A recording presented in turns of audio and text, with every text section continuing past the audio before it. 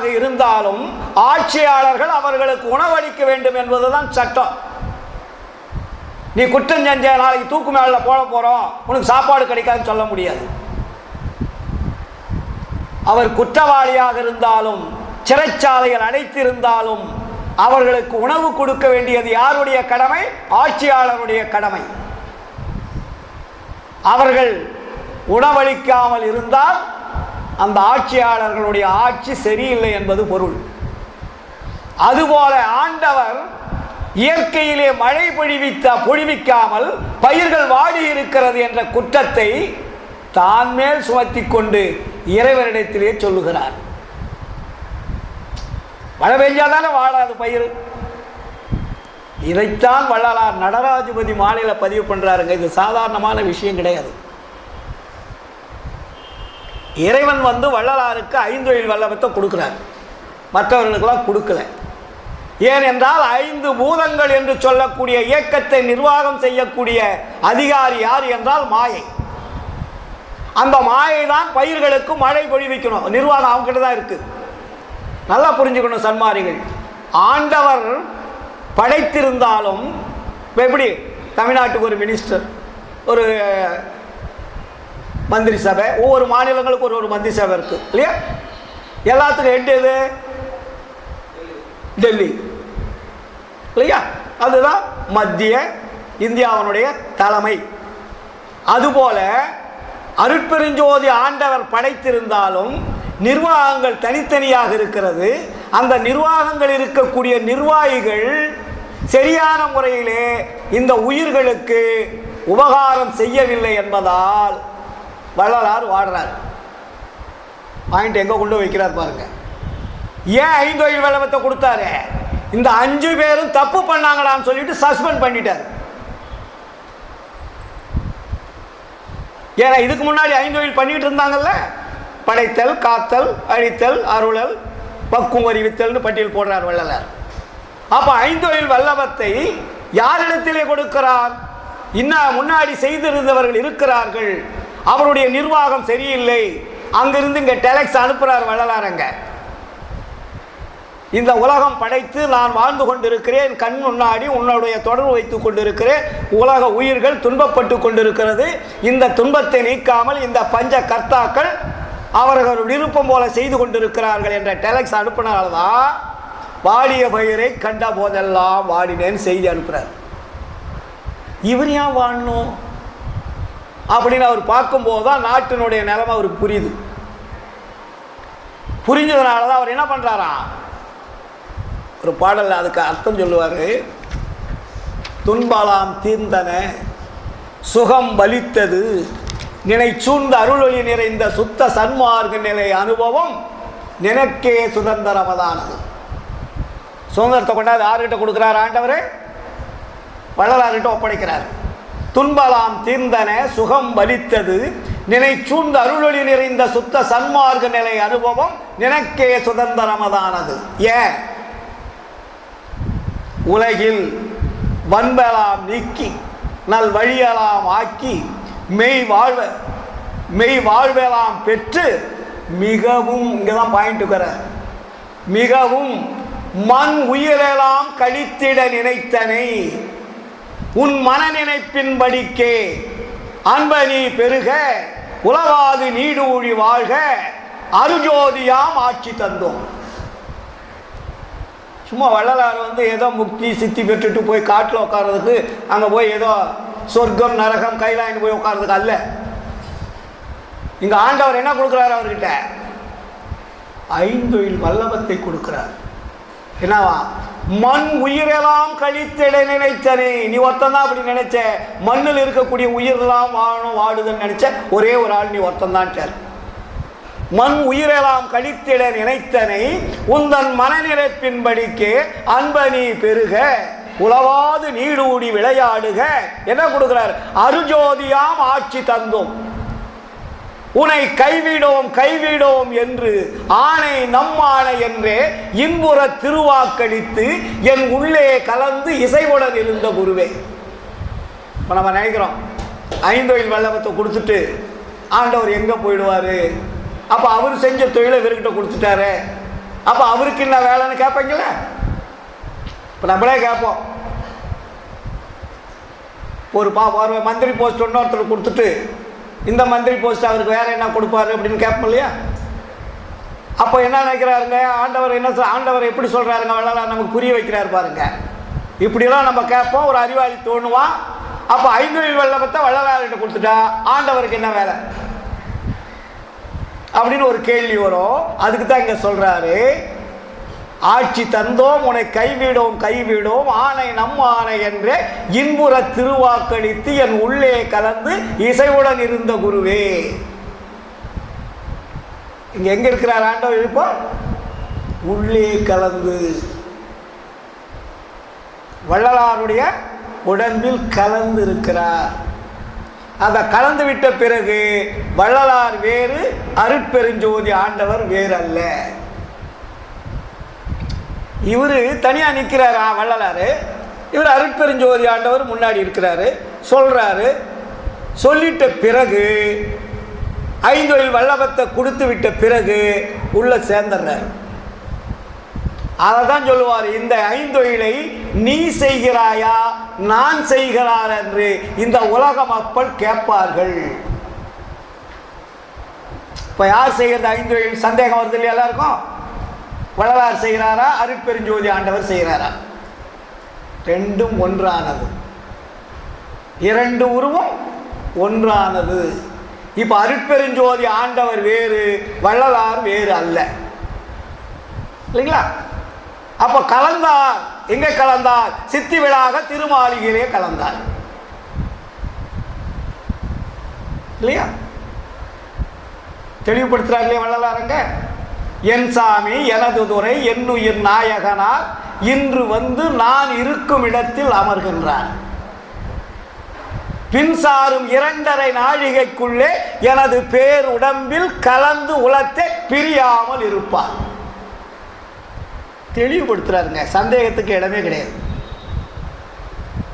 இங்கே கலந்தார் என்னாரு, அங்கே கலந்து பிரியாமல் இருப்பார் என்றார். அப்போ 2 உருவம் ஒன்றாகிவிட்ட பிறகு பிரிவு எது? இதுதான் மரணமிலா பெருவாழ்வு. இறைவனுடைய எல்லைக்குள் செல்வது ஒன்று, கலப்பது ஒன்று.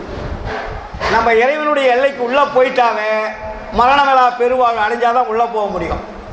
அதுக்கப்புறம் ஆண்டவர் நமக்கு பார்த்து போஸ்ட் கொடுக்குறது அப்புறம். இப்போ எம்பிகள்லாம் தேர்ந்தெடுத்துட்டு சட்டசபை பாராளுமன்றத்துக்கு போனால் அதுக்கப்புறம் தானே மந்திரி போஸ்ட் கொடுப்பாங்க. அவங்களுடைய தகுதி பார்த்து எல்லா எம்எல்ஏவுக்கும் போஸ்ட் கிடச்சிருந்தா தமிழ்நாட்டில் அவங்களுக்கு யார் பிடிச்சதோ இல்லை யார் அதில் திறமையானவங்களோ அவங்களுக்கு போஸ்ட் கிடைக்கும். அதுபோல் ஆண்டவருடைய சமூகத்தில் மரணமிலா பெருவாழ்வு என்ற அந்த பேரின்ப வாழ்வை அடைந்தவர்கள் அந்த பெருவெளிக்குள் செல்லுகின்ற பொழுது அங்கே இறைவன் பார்த்து அவருக்கு என்னென்ன போஸ்ட் கொடுப்பாருன்னு அப்போ தான் தெரியும். ஆனால் மரணமிலா பெருவாழ்வு என்ற ஒரு சர்டிஃபிகேட்டை வாங்கினாதான் நாம் போய் பெருவெளிக்குள்ளே போக முடியும். அது ஆண்டவர் இருக்கக்கூடிய இடம் பெருவெளி, நாம் இருக்கக்கூடிய இடம் பஞ்சபூதங்கள் நிறைந்த இடம். இந்த பஞ்சபூத இடங்கள் நிறைந்த இடத்திற்குத்தான் நாம் வாழ்வதற்காக இறைவன் நம்மை அனுப்பி வைக்கிறார். இங்கே நம்ம எதுக்கு வந்திருக்கோம்? வாழ்வதற்காக. நீங்கள் வாழ்வதற்காக. நேற்று கூட அன்பர் வீட்டில் போன வாரம் பேசிட்டு இருந்தோம். நமக்கு இறைவன் என்ன கொடுக்குறாரு? 3 சுதந்திரம் கொடுக்கிறார் இந்த உலகத்தில் வாழ்வதற்கு. சும்மா நம்மளை ஏதோ நடுத்தருவில் கடவுள் விட்டுட்டாருன்னு கடவுளெல்லாம் திட்டாதீங்க. கருணை உள்ளவர் நம்ம கடவுள். மற்ற கடவுளுக்கும் நம்ம கடவுளுக்கும் ஏணி வச்சா கூட எட்டாது. நமக்கு இந்த உலகத்தில் வாழ்வதற்கு சுதந்திரம் 3 கொடுக்கிறார். தேக சுதந்திரம், ஜீவ சுதந்திரம், போக சுதந்திரம். இந்த 3 சுதந்திரத்தில் நீங்கள் எப்படி வேண்டுமானாலும் பயன்படுத்தலாம். இப்போ நமக்கு மந்திரி போஸ்ட் கொடுத்துட்டோம், மக்கள் தேர்ந்தெடுத்துட்டாங்க. டெல்லியிலையோ தமிழ்நாட்டிலையோ எத்தனையோ மந்திரிகள் இருக்கிறாங்க. நம்ம கண்ணுக்கு முன்னாடி நம்ம தான் ஓட்டு போட்டு தேர்ந்தெடுக்கிறோம். தேர்ந்தெடுக்கும் போது என்ன பண்ணோம்? நமக்கு நல்லது செய்வாங்க அப்படின்னு அவங்களுக்கு முழு சுதந்திரம் கொடுத்து ஓட்டு போட்டோம். ஓட்டு போட்ட உடனே அவங்களுக்கு மந்திரி போஸ்ட்டும் கொடுத்தாச்சு. மந்திரி போஸ்ட் கொடுத்துட்டு அவங்க நாட்டு மக்களுக்கு நன்மை செய்தால் மக்கள் அவர்களை போற்றுவார்கள், தீமை செய்தால் தூற்றுவார்கள். தானே நடக்குது. அப்போ நமக்கு சுதந்திரம் கொடுக்கப்பட்டிருக்கிறது. இந்த சுதந்திரத்தை நீங்கள் வாழ்வதை கொண்டு உங்கள் வாழ்க்கை அமையும். தேகம் கொடுத்திருக்கிறாரு. தேகம்னா தேக சுதந்திரம்னா உடம்பு, ஜீவ சுதந்திரம்னா உயிர், போக சுதந்திரம்னா பொருள்கள். புரியுதுங்களா?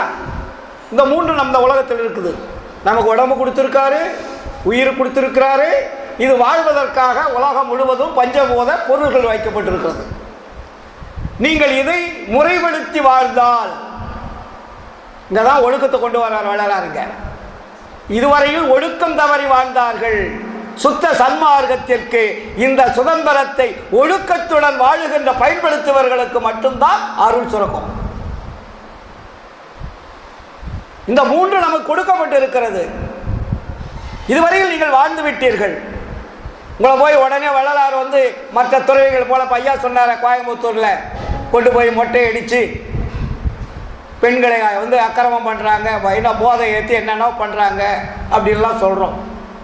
இந்த நிலையில் வள்ளலார் நம்மை இருக்க சொல்லவில்லை. சந்நியாசம் போக சொல்லவில்லை, துறவரம் போக சொல்லவில்லை, காடு மலைகளுக்கு போக சொல்லவில்லை. நீங்கள் வாழுங்கள், உண்மையாக வாழுங்கள், காதல் செய்யுங்கள், திருமணம் செய்யுங்கள், குழந்தை பெற்றுக் கொள்ளுங்கள், வீடு கட்டி கொள்ளுங்கள், வாழுங்கள், மகிழ்ச்சியுடன் வாழுங்கள். அதே மகிழ்ச்சியை இறைவன் மேல் காட்டுங்கள். பொருள் மேல் காட்டக்கூடிய மகிழ்ச்சியை இறைவன் மேல் காட்டுங்கள். வேறு ஒன்றும் இல்லை. புரியுதுங்களா? நம்ம கொஞ்சம் மாறணும். இதுவரையும் வாழ்ந்தாச்சே சார். கல்யாணம் பண்ணால் நமக்கு ஒரு குறிப்பிட்ட ஏஜோட வேலை முடிஞ்சுது. அப்புறம் குழந்தை குட்டி வந்தோடனே என்ன பண்ணோம்? சம்பாதிக்கிறோம். சம்பாதிச்சுட்டு இருப்போம். அதுக்கப்புறம் 40-50 வயசுக்கு மேலே நம்ம பசங்க பிள்ளை வந்தோடனே நம்மளை ஓரம் கட்டிடுது இல்லையா? அப்போ அந்த நேரத்திலாவது நம்ம இறைவன் மேலே ஒரு தொடர்பு வைக்கணுமா வேண்டாமா? உங்களை கல்யாணம் பண்ண வேண்டாம்னு சொல்லலை, வாழ வேண்டாம்னு சொல்லலை, குழந்தை பெக்க வேண்டாம்னு சொல்லலை வள்ளலார். அதை தான் வள்ளலார் தெளிவாக சொல்லுவார் அருட்பாவில. அறம், பொருள், இன்பம், வீடு. இது 4 தான் நம்ம உலகத்தில் வாழ்கிறோம். அறம், பொருள், இன்பம், வீடு.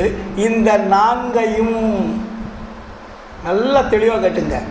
4 காலங்களில் அனுபவித்து பின்பு பற்றற விட்டு இறைவனை நினைத்தால் அதுவே அருளை பெறுவதற்கு வாய்ப்பாக இருக்குன்னு எழுதி வச்சிருக்கார். 4 காலங்கள் இருக்கிறது நமக்கு இல்லையா? பாலப்பருவம், இறைமை பருவம், குமாரப்பருவம், முதுவை பருவம்னு இருக்கு இல்லையா? அப்போ நம்மளை வந்து இன்னைக்கு யாரும் கல்யாணம் பண்ண வேண்டாம், குழந்தை பெற்றுக்க வேண்டாம், குடும்பம் நடத்த வேண்டாம்னு சொல்லியா வள்ளலார் நம்மளை கூப்பிட்டார்? எந்த இடத்துலையாவது சொல்லியிருக்காரு? நமக்கு போதும் என்ற மனம் வர வேண்டும். அனுபவிச்சுங்களா? அவ்வளோதான். அதனுடைய விஷயம் இவ்வளோதாப்பா. இதை வாழ்நாள் பூரா இதையே அனுபவிக்கிறோம், தூக்கி எறியணும். அதெல்லாம் வள்ளலார் சொல்லுவார் இங்கே. புகும் தருணம் இது கண்டி நம்மவரே நாம் தான் புகழ்கின்றேன். என் மொழி ஓர் பொய்மொழி என்னாதி. உகுந்தருணம் உற்றவரும் பெற்றவரும் மற்றவரும் பிறரும் உடைமைகளும் உலகியலும் உற்ற துணை அன்றே. மிகுந்த சுவைக்கரும்பே செங்கனியே கோற்றேனே மெய்ப்பயனே கைப்பொருளே விளையறியா மணியே. தகுந்த தனிப்பெரும் பதியே தயாநிதியே கதியே சத்தியமே என்றுரைவன் பக்தியோடு பணிந்தேன். இவ்வளவு பாசங்கள் வைத்திருந்தோம். ஆனால் இந்த பாசங்கள் நம் கூட வருவதில்லை என்பதை நாம் அறிவுபூர்வமாக அறிய வேண்டும். எல்லாரையும் விட்டுவிட்டுத்தான் செல்ல போகிறோம். அதற்காக அவர்களை வேண்டாம் என்று சொல்லவில்லை. அதிலிருந்து விலகுங்கள். மனைவி மேல் பற்று வைத்திருந்தீர்கள் ஒரு குறிப்பிட்ட அளவு, பிள்ளை மேல் பற்று வைத்திருந்தீர்கள் ஒரு குறிப்பிட்ட அளவு, பொருள் மேல் பற்று வைத்திருந்தீர்கள் ஒரு குறிப்பிட்ட அளவு. இதையெல்லாம் இப்படியே மாற்றுங்க இறைவன்கிட்ட. இந்த பற்று தானே முதல்ல எல்லாம் பற்று தானே. நம்ம பற்று இல்லைன்னா திருமணம் பண்ண முடியுமா? பற்று இல்லைன்னா குழந்தை வைக்க முடியுமா? பற்று இல்லைன்னா பொருள் சம்பாதிக்க இருக்க முடியுமா? இதே பற்றை நீங்கள் எப்படி மாற்றணுன்றார். அழிக்க வேண்டாம், விட வேண்டாம். இந்த பற்றை இறைவன் மேல் வையுங்கள். அதெல்லாம் பற்றிய பற்று அத்தனையும் பற்றற விட்டு அருள் அம்பலப்பற்றே பற்றுமினோ என்றும் இறைவீரே. Very simple. உங்கள் உணர்வுகள், இது ஒரு கடுமையான வேலை அல்ல. அருளை பெறுவதற்கு நாம் கடுமையான தவம் இருக்க வேண்டிய அவசியம் இல்லை. ஒழுக்கம், ஒழுக்கம் தான் பேசிக். ஐம்புலன்களை அடக்குவதற்கு பெயர் தான் ஒழுக்கம். அதுக்கு தான் இந்திரிய ஒழுக்கம்னு வள்ளலார் பேர் வச்சார். இந்த இந்திரிய ஒழுக்கம் தான் சாகா கல்வி. இந்திரிய ஒழுக்கம் என்பது சாகாத கல்விக்கு பேர் தான் இந்திரிய ஒழுக்கம். பதில் நம்ம அந்த கல்வி கொடுத்து போனோடனே ஃபஸ்ட்டு என்ன பண்ணணும்? அந்த கல்வி கற்பதற்கு முதல் பாடம் இந்திரிய ஒழுக்கம். அப்போ அந்த இந்திரிய ஒழுக்கம் என்பது என்ன? சாகாத கல்வி. நல்லா புரிஞ்சிக்க. வள்ளலார் இங்கே என்ன சொல்கிறாரு? இங்கே கூட மாற்றி போட்டிருக்காங்க. நாம் பெரும் புருஷார்த்தங்கள் 4 நாங்கள் அப்படியே படிச்சுட்ருக்குறோம். ஏம சித்தி, சாகா கல்வி, தத்துவ நிகிரகம் செய்தல், கடவுள் நிலை அறிந்த மயமாதல். ஆனால் முதல் எது வரணும்? சாகா கல்வி தான் வரணும். கல்வி கொடுத்துட்டே போகாது, ஏம சித்தி எப்படி வரும்? இதை வள்ளலார் சொன்னதை கொஞ்சம் மாற்றி 1, 2ன்றதை மாற்றிருக்காங்க, அவ்வளோதான். அவர் சொன்னது கரெக்டு. ஃபஸ்ட்டு வர வேண்டியது சாகா கல்வி, 2வது வர வேண்டியது தத்துவ நிகிரகம் செய்தல், 3வது தான் ஏம சித்தி, 4வது தான் கடவுள் நிலையறிந்து அமயமாதல். ஏன் இந்த உண்மை எனக்கு புரிஞ்சுது? அனுபவம். ஒரு ஸ்டாண்டர்ட் இருக்கு இல்லையா? எந்தெந்த ஸ்டாண்டர்டுக்கு எந்தெந்த கிளாஸ் எடுக்குன்னு ஒரு அந்த அடுக்கு இருக்குது. அடுக்கு ஒன்றுக்கு பக்கத்தில் 2 தான் வரணும். 1வது முடித்தோடனே 2வது போனோம், 1வது முடித்தோடனே 4வது போவீங்களா? அப்போ மீதி 2 வகுப்பு என்ன வருது? 2 வகுப்பை தாண்டக்கூடாது, 2 வகுப்பை மாற்றி வச்சுருக்காங்க. அது மாதிரி இங்கே ஃபஸ்ட்டு நமக்கு புருஷார்த்தம்னு அதுக்கு போட்டிருக்காரு. நாம் பெரும் புருஷார்த்தங்கள் 4. அதிலே முதலாவது சாகாத கல்வி, 2வது தத்துவ நிகிரகம் செய்தல், 3வது ஏம சித்தி, 4வது கடவுள் நிலை அறிந்து அமயமாதல். புரியுதுங்களா? அப்போ சாகாத கல்வி என்பது இந்திரிய ஒழுக்கம், தத்துவ நிகிரம் செய்தல் என்பது கரண ஒழுக்கம், ஜீவ ஒழுக்கம் என்பது ஏம சித்தி, ஆன்ம ஒழுக்கம் என்பது கடவுள் நிலை அறிந்து அமயமாதல். அப்படியே மாத்திங்க. அதுதான் இந்திரிய ஒழுக்கம், கரண ஒழுக்கம், ஜீவ ஒழுக்கம், ஆன்ம ஒழுக்கம். அப்போ இந்திரிய ஒழுக்கத்திற்கு நாம் பயிற்சிக்கு பேர் தான் சாகாத கல்வி. அதனால தான் வள்ளலார் என்ன சொன்னார்? சாகாத கல்வியில் சாகாத கல்வியே கல்வி, ஒன்றே சிவம்தான் என அறிந்த அறிவே தகும் அறிவு, மலம் 5 வென்ற வல்லபமே தனித்த பூரண வல்லபம், வேகாத காலாதி கண்டு கொண்டு எப்பொருளும் விளைய விளைவித்த தொழிலே மெய்த்தொழிலதாகும். 4 வந்துச்சா?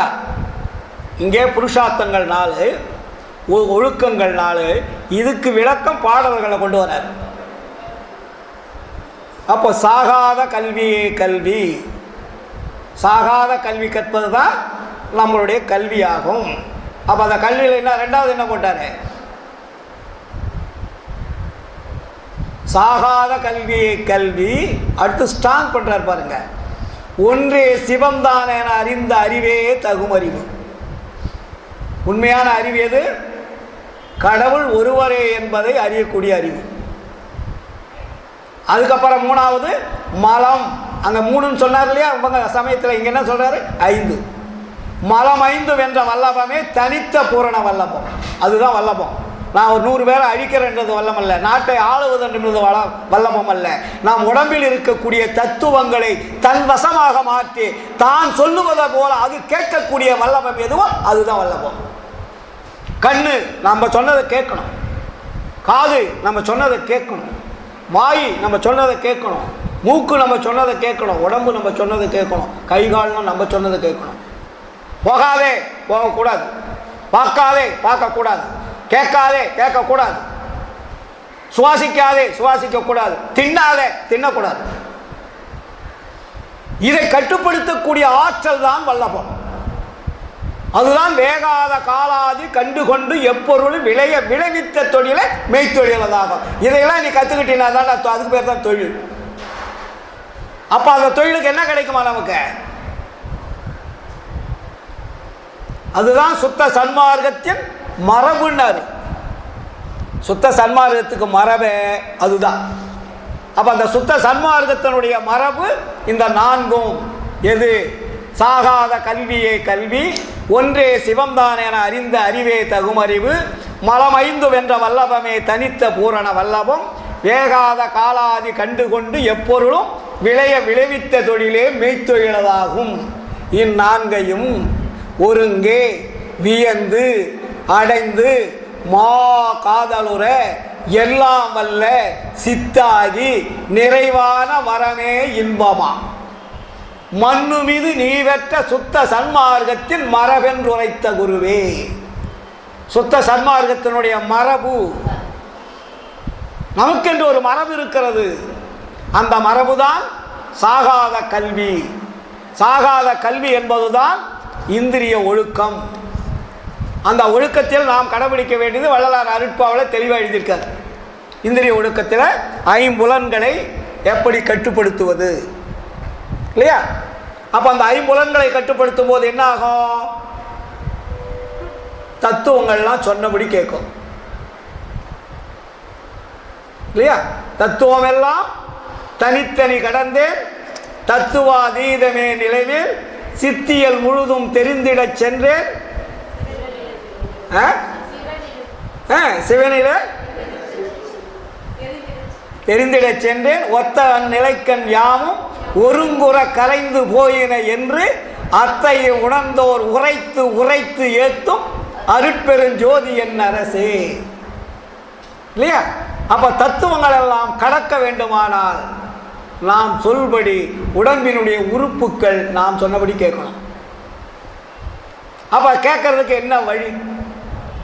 கேட்கணும்னு சொல்லிட்டோம், கேட்கறதுக்கு வழி வேணுமே. எப்படி கேட்கும்? அப்போ மரணம் வருவதற்கு எது கொடுமையான ஒரு 4 பகுதின்னு போட்டார் வள்ளலாறு. ஆகாரம், மைத்துனம், தூக்கம், பயம். இது 4 தான் மரணம் வர்றதுக்கு இமீடியட்டாக உங்களை சாவடிக்குதுன்ட்டார். மரணம் வருவதற்கு எது முக்கியமானது என்றால் ஆகாரம், மைத்துனம், தூக்கம், பயம். இந்த 4ஐயும் நமக்கு வரக்கூடாது. 4ஐயும் நம்ம கட்டுப்படுத்தணும். ஆகாரம் என்றால் என்ன? நாம் அன்றாடம் உண்ணுகின்ற உணவு. இந்த உணவை நீங்கள் ரெகுலராக சாப்பிட்டுக்கிட்டு சாகாத கல்வி கற்க முடியுமான்னா கற்க முடியாது. சரி, சாப்பிடாத இருந்தால் செத்து போயிடுவோம். அப்போ அதுக்கு என்ன பண்ணுறது? சாப்பிடாதவும் இருக்கணும், இதை தான் சாப்பிடணும்னு வள்ளலார் சொல்லி கொடுத்துருக்காரு. ஆனால் அதே நேரத்தில் இந்த சாப்பிடாத இருக்கிறதுக்கு உண்டான வழி எங்கே இருக்குதுன்னு சொல்லியிருக்காரு. அப்போது இந்த குணங்கள் வருவதற்கு நீங்கள் என்ன செய்யணும்? ஆகாரம், மைத்துனம், தூக்கம், பயம் 4 மரணம் வரும் தெரிஞ்சு போச்சு. ஆனால் இது நாம் அன்றாடம் கடைபிடிச்சிட்டு இருக்கிறோம். இதை கடைபிடிக்காமல் இருப்பதற்கு என்ன வழி? இல்லை கடைபிடித்து அதை நிறுத்துவதற்கு என்ன வழி இல்லையா? இதை தெரிஞ்சுக்கிட்டா தானே அதை நம்ம குறைக்கிறதுக்கு. நீங்களா குறைக்க முடியுமானா குறைக்க முடியாது. இங்கே தான் வைக்கிறார் நமக்கு. முதல்ல நம்ம வழிபாட்டு முறையில் கவனம் செலுத்தணும். இறைவனை தொடர்பு கொள்வதில் கவனம் செலுத்தினால் இந்த மாற்றங்கள் எல்லாம் உங்கள் உடம்பில் தன்னைத்தானே மாறும். இப்போ சும்மா நீங்கள் மாற்றணும்னு கதிரவேலன் சொல்லிடுறாரு, எல்லாரும் சொல்லிட்டு இருக்கிறோம் இல்லையா? அதுக்கு வழி என்ன சார்? நான் நேற்று வெளியே 4 இட்லி சாப்பிட்டேன், 3 இட்லி ஒரு இட்லி குறைக்கிறதுக்கு என்ன வழி? அப்போ வயிறை காலியாக பண்ணுவீங்களா, பட்னியாக போடுவீங்களா? உங்களை அந்த உணவு ஏற்றுக்கொள்ளக்கூடாது.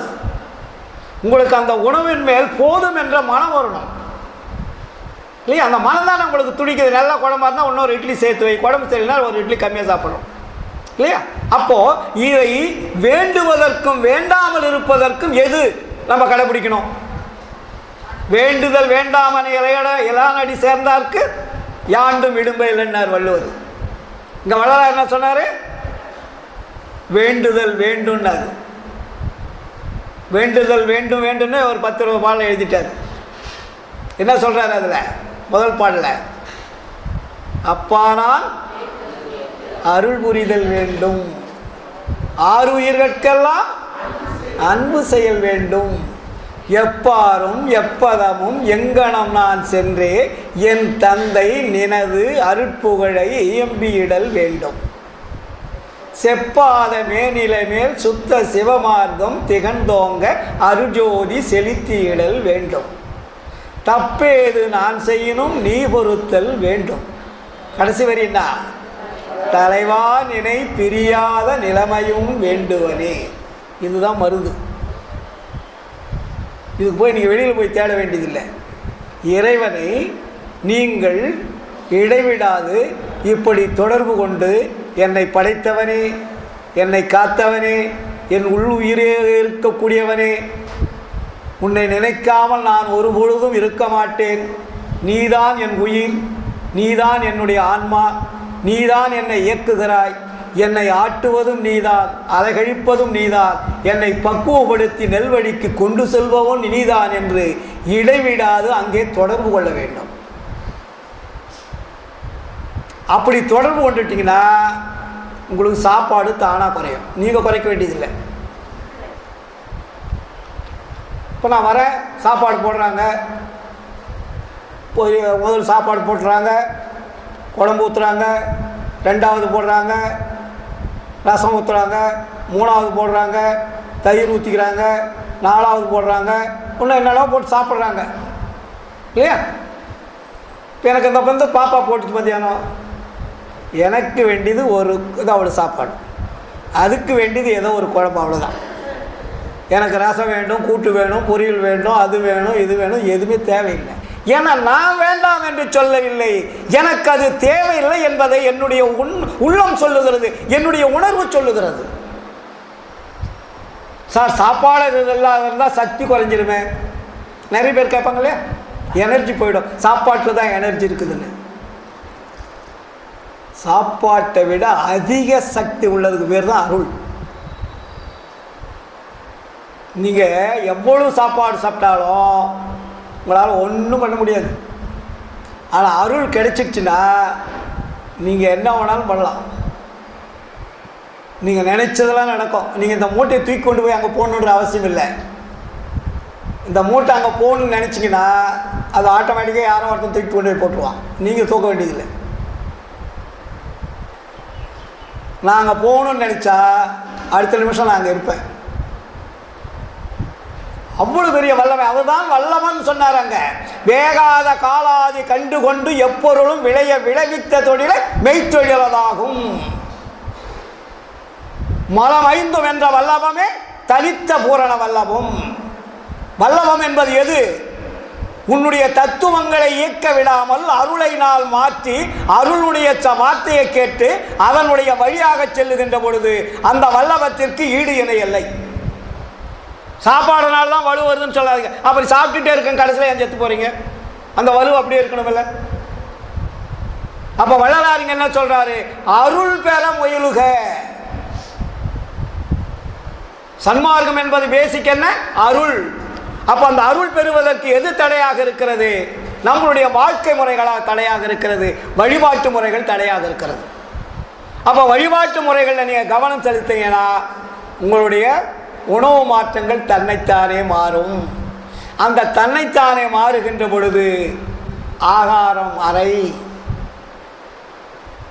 இல்லையா, தூக்கம் அறைக்கால், மைத்துன வீசம், பயம் ஜீரோ நிலைக்கு வந்துடும். இப்போ அங்கே தன்னைத்தானே மாறு, அங்கே உள்ள ரோல் ஆகிட்டு இருக்கோம். நீங்கள் இறைவனை தொடர்பு வைக்க வைக்க உங்களுடைய உள் உறுப்புகள் எது எது கேட்டுக்கொண்டிருந்ததோ அத்தனையும் அது வேண்டாம் வேண்டாம்னு சொல்ல ஆரம்பிச்சிடும். இது வெளியும் கேட்டுட்டு இருந்ததில்ல, காலையில் இருந்தால் சாப்பாடு, மதியானம் சாப்பாடு, டீ காப்பி எல்லாம் கேட்டுட்டு இருந்ததில்ல. இந்த உணர்வு வர வர உங்களுடைய உறுப்புகள் என்ற தத்துவங்கள் என்ற உறுப்புகள் அத்தனையும் அது வேண்டாம், இது வேண்டாம் வேண்டான்னு சொல்லும். ஏன் வேண்டாம்னதுனா அங்கே அருள் சுரக்க ஆரம்பிக்கும். அப்போ தான் அங்கே ஸ்டார்ட் ஆகும்போது இங்கே நிறுத்தும், அங்கே வரலன்னா இங்கே நிற்காது. புரியுதுங்களா? அப்போ நம்ம என்ன செய்யணும்?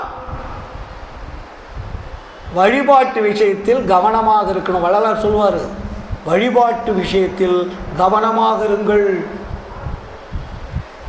இறைவனை நினைக்கிறது ரொம்ப கேர்ஃபுல்லாக இருக்கணும். அந்த ஒரு பாட்டே போதும், அதில் எத்தனை பாட்டுகள். அப்பா நான் வேண்டுதல் கேட்டு அதை விட என்ன பாட்டு வேணும்? அருஜோதி தெய்வம் என முதல் பாட்டு, அதில் பாருங்க, அருஜோதி தெய்வம் என ஆண்டு கொண்ட தெய்வம், அம்பலத்தை ஆடுகின்ற ஆனந்த தெய்வம், பொருட்சாரும் அறைகளெல்லாம் போற்றுகின்ற தெய்வம், போதாந்த தெய்வம் உயர் நாதாந்த தெய்வம், இருட்பாடு நீக்கி ஒளி ஈந்தருளும் தெய்வம். உங்களுடைய இருட்பாடுன்னா என்ன அர்த்தங்க? இருட்பாடு நீக்கி உள்ளே இருக்கக்கூடிய இடர்களை நீக்கி இருட்பாடு நீக்கி ஒளி ஈந்தருளும் தெய்வம். உனக்கு கொடுக்க வேண்டியது அது கொடுக்க ஆரம்பிச்சிடும். எண்ணியனால் எண்ணியவார் எனக்களிக்கும் தெய்வம். நீங்க என்ன நினைக்கிறீங்களோ அது கொடுக்க ஆரம்பிச்சிடும். சிம்பிள். அந்த பாட்டை விட என்ன பெரிய 6000 பாடல் படிக்கணுமா? அதில் ஒரு தலைப்பாட்டு, இதில் ஒரு முதல் பாட்டு, இதில் ஒரு முதல் பாட்டு, இதுலேயே எல்லா விஷயத்தையும் அடக்கிட்டார்.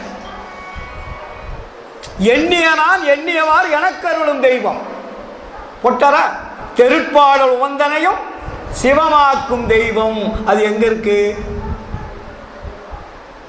கடைசி வரையினா சிற்சபையில் விளங்குகின்ற தெய்வம். அதே தெய்வம் எங்க இருக்குது? தெய்வம் சிற்சபையில். சிற்சபை என்பது என்ன? ஆன்மா இருக்கிற இடம். உச்சிக்கு கீழே உள்நாக்குக்கு மேலே ஒரு மேடை, அந்த மேடைக்கு மேலே 1008 கமல இதழ், அதுக்கு மேலே ஒரு சிறு மேடை, அதுக்கு மேலே ஒரு புள்ளி. அந்த புள்ளி தான் ஆன்மா இருக்கிற இடம். அதை லாக் பண்ணி அழகாக பாதுகாப்பாக வச்சுருக்கார் கடவுள். நீங்கள் அதை ஒன்றுமே பண்ண முடியாது. அங்கேருந்து தான் உடம்புக்கு பூரா சக்தி வருது. உடம்புல இருக்கக்கூடிய அத்தனை உறுப்புகளுக்கும் அங்கே தான் பவர் ஹவுஸ். அதுலேருந்து மின்சாரம் வரலன்னா உடம்பு பூரா இயங்காது. அவ்வளோ பெரிய எனர்ஜி அங்கே இருக்குது. அங்கே ஏன் எது இயங்குது? ஆன்மா இயங்குது, ஆன்மா இயங்குது நம்ம சொல்லிட்டு இருக்கிறோம். ஆன்மா தானாக இயங்குமா? அதுக்குள்ளே ஒன்று இருந்தால் தானே அது இயங்கும். கடவுள் எங்கே இருக்கிறாரு? ஆன்மாவை அனுப்பிச்சிட்டாரு. ஆன்மா நம்ம தலைக்குள்ளே இருக்குது, அது இயங்கிக் கொண்டு இருக்கிறது. அது ஏன் இயங்குது? அதை இயக்குவது யாரு? இயக்குவதற்கு அதுக்குள்ளே என்ன வச்சிருக்காரு? அங்கே தாங்க இருக்குது அருள். ஆன்மாவுக்குள்ள என்ன இருக்கு? அருள் இருக்கிறது. அதனால்தான் அது தன்னைத்தானே இயங்கிக் கொண்டிருக்கக்கூடிய ஆற்றலை நமக்கு தந்து கொண்டிருக்கிறது. அதுக்கு பேர் என்ன? இயற்கை விளக்குன்னு பேர். அதுக்கு பேர் என்ன? இயற்கை விளக்கம், இயற்கை உண்மை, இயற்கை விளக்கம், இயற்கை இன்பம்னு சொன்னாரா? இங்கே உடம்புக்குள்ள என்ன? இயற்கை உண்மை என்பது ஆன்மா, இயற்கை விளக்கம் என்பது அருள், இயற்கை இன்பம் என்பது உங்கள் உடம்புல இருக்கக்கூடிய அத்தனை செயல்பாடுகளும். அருள் இல்லை என்றால் உடம்பு இயங்காது. ஆன்மாவுக்குள் என்ன இருக்கிறது? ஆற்றல் மிகுந்த அருள் இருக்கிறது. அருள் என்ன வண்ணமாக இருக்கிறது? ஒளி வண்ணமாக இருக்கிறது. ஒளி வண்ணம் எப்படிப்பட்டது என்றால் கடவுளுடைய தன்மை வாய்ந்தது. அந்த தன்மை எப்படிப்பட்டதற்கு ஈக்குவல் பண்றாரு? கடவுள் தன்மை உடையது. அப்ப கடவுள் தன்மை உடைய ஒரு மெய்ப்பொருள் தான் நம் உடம்பில் இருக்கிறது. இதுக்குள்ள இருக்கக்கூடிய அருளை பெறுவதற்கு தான் சன்மார்க்கமே. நீங்கள் போய் எஸ்டேட்டில் போய் உழைச்சி அங்கே போய் ரூபாய் கொடுத்துட்டு அருள் வாங்க வேண்டியதில்லை. இறைவன் அனுப்புகின்ற பொழுதே உங்களுடைய ஆன்மாவில் உங்களுக்கு வேண்டிய அருள் அத்தனையும் ஸ்டோர் பண்ணி தான் ஆச்சு அனுப்புகிறார். நீ யார்கிட்ட போய் கை நீட்ட வேண்டியதில்லை. உங்களுக்கு வேண்டிய பொருள் உங்களிடத்தில் இருக்கிறது. அதுதான் ஏம சித்தி. மூன்றாவது சொல்றார் இல்லையா? ஏம சித்தினா என்ன? உடம்பை பொன்னாக மாற்றுவது, உடம்பை அழியாமல் மாற்றுவது, அணுக்களை ஒன்றொன்றாக பிரித்து எடுப்பதுன்னு பேர் அதுக்கு. சித்தி, ஏம சித்தின்னு சொல்றான்ல. இந்த அணுக்கள் எப்படி இருக்கு? ஒன்றோட ஒன்று பூட்டப்பட்டு இருக்கிறது. எல்லாமே கட்டடம். இப்போ செங்கல் கட்டடம் கட்டி இருக்கிறவங்க பில்டிங் அது மாதிரி இந்த உடம்பு பூரா ஒன்றோட ஒன்று பின்னப்பட்டு இருக்கிறது. ஒவ்வொரு கல்லுக்கும் கேப்பில் முடி இருக்கு பாருங்க. இந்த முடி இருக்கிற இடம் தான் ஒன்றோட ஒன்று சேர்க்குற இடம். ஆட்டோமேட்டிக் சிஸ்டம் பாடியில் உள்ளே இருக்கிற உப்பசம் அதிகமான வெளியே அந்த ஓட்ட வழியாக தண்ணி போகும். வெளியே உப்பசம் ஆகிட்டால் குளிராச்சுன்னா உள்ளே அந்த காற்றை உள்ளே அனுப்ப குளிர் காற்றை. இது ஒரு ஆட்டோமேட்டிக் சிஸ்டம் நம்ம பாடி. இது யாராவது செய்ய முடியுமா? இதனால தான் உடம்பை கவனியுங்கள். வள்ளலார் அடிக்கடி சொல்கிறது, ஏன் கண் ஒளி வருகிறது, ஏன் மூக்கில் காற்று போகிறது, அப்போ காற்று எங்கே போய் உள்ளே செயல்படுகிறது. இப்போ நம்ம ஆளுங்கெல்லாம் சொல்லிகிட்டு இருக்காங்க நிறைய பேர், மரணமிலா பெருவாளுக்கு வாசி வாகம் செய்யுங்க இல்லையா, நிறைய கேட்டிருப்பீங்க. மூச்சு பயிற்சி. ஏங்க, இந்த உடம்பை கொடுத்த இறைவன் எல்லாம் இயக்குவதற்கு ஒரு அழகான அற்புதமான ஒரு பாட்டாக பிரித்து வச்சுட்டா தன்னைத்தானே இயங்குது. அதை போய் நீங்கள் தனியாக இயக்க வேண்டிய அவசியம் இல்லை. பஞ்சபூதம் உடம்புல இருக்குது, காற்று மட்டுமா இருக்குது? மண் இருக்கிறது, தண்ணி இருக்கிறது, அக்னி இருக்கிறது, ஆகாயம் இருக்கிறது, காற்று இருக்கிறது. அப்போ வெளியிலிருந்து எது ரெண்டு வெளியே வருது? 3 உடம்புக்குள்ளே இருக்குது. காற்று மட்டும் வெளியே போய் வருது. அது வாங்கிறது தான் அந்த ஓட்டை கொடுத்துருக்கிறார். இது வெளியில் தானே காற்று இருக்கும். இப்போ நம்ம உடம்புக்குள்ளே என்ன இருக்குது? அக்னி இருக்கிறது, மண் இருக்கிறது, தண்ணி இருக்கிறது. இது எல்லாமே பஞ்சபூத தத்துவங்கள் பாடி. அப்போ காற்று என்பது உங்களுக்கு தேவையான அளவிற்கு அது கூட்டும் குறைக்கக்கூடிய தன்மை அதுகிட்டே இருக்குது. நீங்கள் போய் கூட்டம் வேண்டாம், குறைக்கவும் வேண்டாம். நீங்கள் உணவை குறைச்சிங்கன்னா அது தானாக குறையும். உணவை ஏற்றினீங்கன்னா அது தானாக ஏறும். தூக்கம் குறைச்சிங்கன்னா தானாக குறையும். தூங்கினீங்கன்னா தானாக ஏறும். புரியுதுங்களா? நீங்கள் இந்த ஆகாயம் எப்படி இருக்குது? நீங்கள் எங்கே வேணாலும் போகலாம், எங்கே வேணாலும் போகலாம், வெட்ட வெளியாக இருக்குது. ஆனால் எங்கெங்கே போகணும்னு நினைக்கிறது உங்கள் விருப்பம் தானே. எங்கே போகக்கூடாதுன்னு நினைக்கிறது உங்கள் விருப்பம் தானே. இவ்வளோ பெரிய வெளியில் நான் எங்கே வேணாலும் போவேன்னா என்ன பண்ணுவீங்க? அப்போ பஞ்சபூத உடம்பை எப்படி காப்பாற்றுவது என்பதை நாம் சிந்திக்க வேண்டும் இடைவிடாமல். ஏன் காலில் இத்தனை விரல் கொடுத்துருக்காரு? ஏன் பாதத்தை கீழே வச்சிருக்காரு? ஏன் அது இவ்வளோ பெரிய உடம்பை அந்த 2 கால் நிறுத்துது? அப்போக்கு அது என்ன, எதனால் பின்னப்பட்டிருக்குது? ஏன் முட்டி இருக்கிறது? ஏன் இடுப்பு இருக்கிறது? ஏன் தண்டுவளம் இருக்கிறது? ஏன் கை இருக்கிறது? ஏன் கை மடங்கி போகுது? காது பிடித்து, கண்ணு இப்படி திரும்புது, காது இப்படி திரும்புது, தலை இப்படி திரும்புது. இந்த திரும்புவதற்கெல்லாம் எப்படி ஃபிட்டிங் பண்ணி வச்சுருக்காரு? என்னென்ன நரம்புகள், என்னென்ன நாடிகள், அதுக்குள்ளே இயங்குவதற்கு ரத்த நாணங்கள் எத்தனை, வாத நாடி எத்தனை, பிடித்த நாடி, சுடுமொழி நாடி, இது எந்தெந்த இடத்துக்கெல்லாம் போகுது? கையுக்குள்ளே ஏன் இத்தனை விரலை கொடுத்துருக்காரு? இப்போ இந்த கையில் விரல் இல்லைன்னா ஏதாவது ஒரு பொருளை நம்மளால் எடுக்க முடியுமா? கால் இல்லைன்னா நம்மளால் நடக்க முடியுமா? அப்போ காலுக்குள்ளே என்ன இருக்கிறது, கையுக்குள்ளே என்ன இருக்கிறது, என்னென்ன விதமாக இந்த உறுப்புகளை பின்னப்பட்டு இருக்கிறது? இதையெல்லாம் நாம் சிந்தித்து சிந்தித்து ஒவ்வொரு அணுக்களாக அந்த கட்டி வைத்த பாடியை, அதே அணுக்களை திருப்பி கொடுக்கணும் ஆண்டவர்கிட்ட. இந்த உடம்பை வேதியியல் மாற்றமாக மாற்ற வேண்டும். எல்லாமே நான் ஃபிட் பண்ணி கொடுத்துட்டார். கொடுத்த உடம்பை நீங்கள் அழிக்கவும் கூடாது, எடுத்து செல்லவும் முடியாது. ஆதலால் கட்டி கொடுத்தவனிடத்தில் திருப்பி கொடுக்கணும். அது எப்படி கொடுக்க முடியும்? அருளினால் மட்டும்தான் கரைக்க முடியும். அதனால்தான் கரைந்து கரைந்து இந்த உடம்பு என்ன பண்ணும்? அருள்னால கரையணும். அருள் இல்லாமல் கரைக்க முடியாது. அதனாலதான் வள்ளலார் அருட்பெருஞ்சோதி அகவல் என்ன சொல்றாரு? எல்லாம் தினம் தானே படிக்கிறீங்க.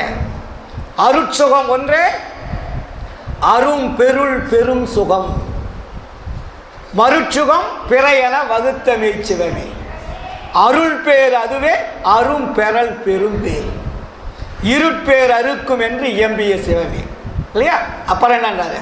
அருள் தனி வல்லவம் அதுவே, எல்லாம் செய் வல்ல எல்லாம் செய் பொருள் பொருள் தனி சித்த என புகன்ற மெய்ச்சிவமே. அருளறியார் தமையறியார். நீ அருளை தெரிஞ்சுக்கலன்னா உன்னை நீ புரிஞ்சுக்க முடியாது. புரியுதுங்களா? அருள் அறியார் தமை அறியார், எம்மையும் பொருள் அறியார் என புகன்ற மெய்ச்சிவமே. ஒவ்வொரு வரியும் படிச்சு படிச்சு அதில் இருக்கக்கூடிய சரக்கை எடுக்கணும். இல்லையா?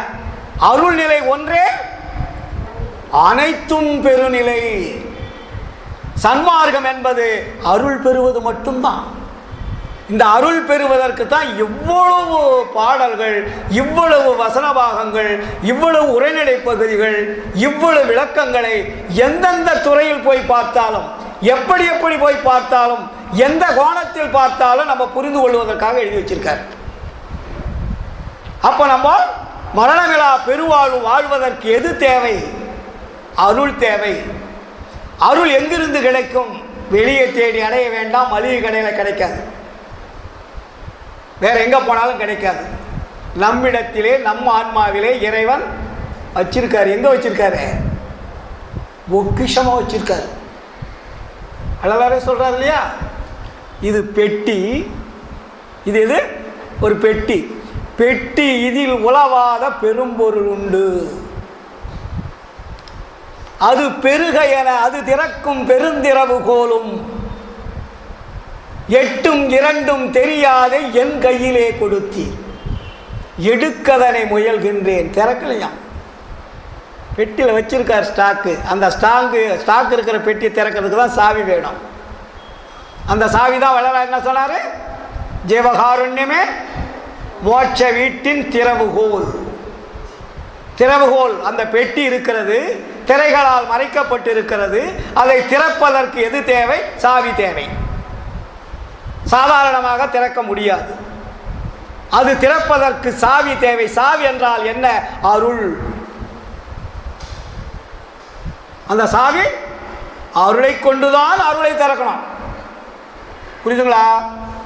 அங்கே இருப்பது அருள். அதை திறப்பதற்கு அருள் என்ற சாவி வேணும். அப்ப அது அருள் எங்க கிடைக்கும்? ஜீவகாருண்யத்தினால தான் கிடைக்கின்றார். எங்க சுத்தி வந்தாலும் பேசிக் கொண்டாது இங்கே தான் நிறுத்துறார் வள்ளலார். ஜீவகாருண்யம், உயிர் இரக்கம், ஜீவ தயவு. ஜீவ தயவு உண்டானால் கடவுள் தயவு உண்டாகும். ஜீவ தயவு இல்லை என்றால் கடவுள் தயவு இல்லை. இங்கே இரக்கம் உண்டானால் அங்கே அருள் சுரக்கும். இங்கே இரக்கம் இல்லை என்றால் அங்கே அருள் சுரக்காது. அப்ப ஏன் இதை சொல்றாரு? இது எல்லாம் நம்முடைய சகோதரர்கள். இந்த உணர்வு நமக்கு வரணும். நம்ம எல்லாம் சகோதரர்கள்.